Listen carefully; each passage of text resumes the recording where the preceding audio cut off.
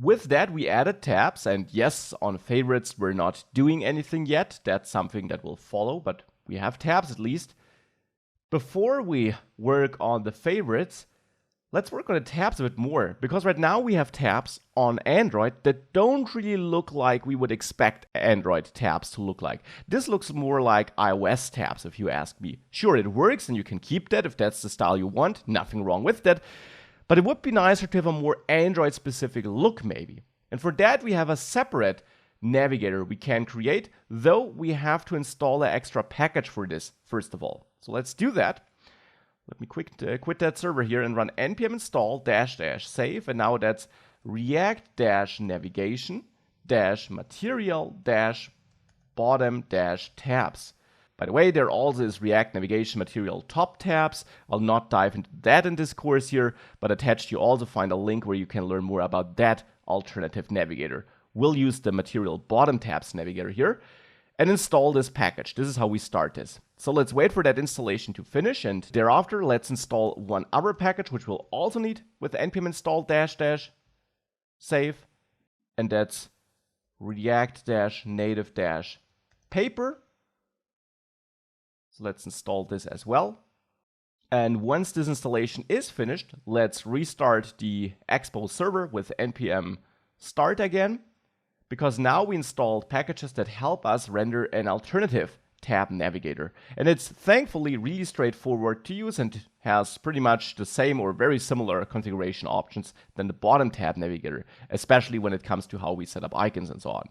Attached you find all the docs for this alternative navigator and for that yet another alternative navigator I mentioned.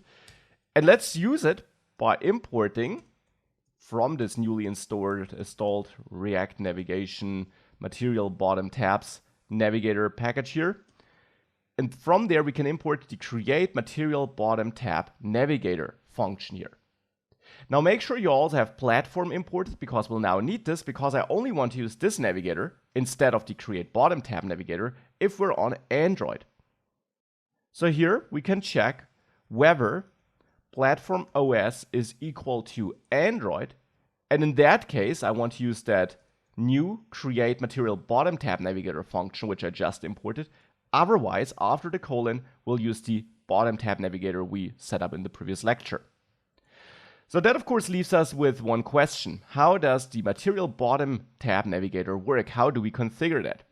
And the good news here is generally it works the same as the bottom tab navigator. There are some details you can configure on the tab navigator itself. So for example, which color to assume when and so on, that differs. But regarding how you set up your tabs and match screens and set up icons, that's exactly the same.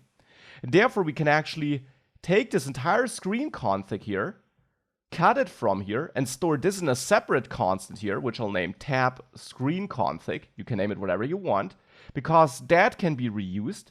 And now I use the tab screen config as a first argument both in the bottom tab navigator as well as in the material bottom tab navigator, just like this. And that only leaves us with an alternative second argument, which we pass to material bottom tab navigator and just bottom tab navigator. This second argument we pass, this object we pass as a second argument, as you learned, allows us to configure the tab navigator itself. For example, set up tab bar options like the active tint color. And that differs a bit, because for the material bottom tab navigator, we don't set up tab bar options to configure our active tint color. Instead, we directly have an active tint color here in this object itself. On the bottom tab navigator, we had this in a nested object in the tab bar options. We don't have that here. Instead, here we just set active tint color like that, to colors, accent color. And there are other settings as well. For example, you can set shifting to true, and I'll show what this does and what false does in a second. And with that, that's it for now. If we now save this, this will rebuild our project and reload it on the screen. And we have the same tabs as before on iOS. That didn't change. But on Android, we now have that more material look tab navigator here, where we can now also switch like this. And that's this shifting effect, which you see here, that the tabs grow, that the label only exists on the tab which is active. And if you set shifting to false here, by the way, you simply don't have this effect. Then you always have your labels there on Android as well. So that's now a look that looks a bit more like Android, I would say. And it's therefore the look which I want to have here. And you can take this even further. Let's say we want to change the entire tab bar background color here, depending on which tab is selected, and have a nice ripple effect that changes this along the way. For this, we can go to our screen config and there to the navigation options. And there we have the tab bar icon. We can also set up a tab bar color here when this tab is selected, so to say. And for example, set this to colors, primary color. And now important, this only has an effect if you do set shifting to true. Otherwise, this tab bar color prop, which I'm setting up here, will have no effect because only the shifting effect supports this.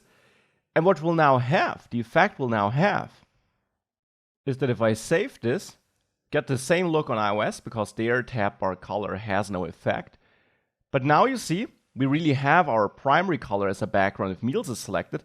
If we select favorites, that changes to the other color. Now, this change, of course, doesn't look that beautiful.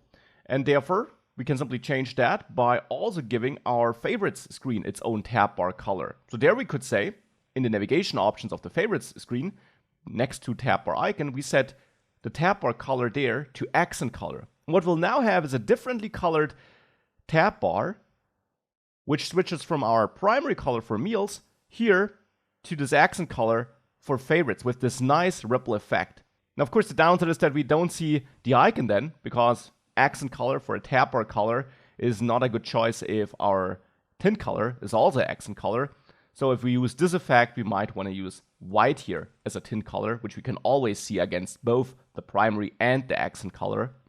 And therefore here, for the active tint color, we might want to use white instead of our accent color, because white will work for both tabs then, no matter if the tab bar is then colored in the primary color, that dark purple, or in the accent color, that orange. Therefore now you see we have this effect here and this nice ripple change to the other tab here for favorites. And I think that's a pretty sweet and easy to implement change that makes this look great on Android and certainly gives us a more distinctive Android-like look whilst keeping the default iOS look you would expect on that platform. It's really easy to implement, as you can tell. Now, a quick side note, if you don't want to use this shifting effect, which I want to use here, but if you wouldn't want to use it, then of course you might notice that the background color of your tabs on Android is not your primary color, but instead is this a bit lighter purple bluish color. Now typically you might want to change this too, of course, and as you see, tab bar color simply has no effect. This only works with shifting. Now if you want to change your background color for the entire tab bar in the non-shifting case, then all you have to do is here on the configuration of your tab navigator itself, because it affects the entire tab bar now, you can set up a bar style property, and that simply is a style object where you can, for example, set the background color to colors primary like this, and this simply changes the background color of the navigation bar for our Android bottom bar here. So that's how you can change this if you don't want to use the shifting pattern here, the shifting look. I will turn on shifting again, though. We'll set this to true again because I really like this different colored tab bar. I think that's a really nice look with that ripple effect that changes the color.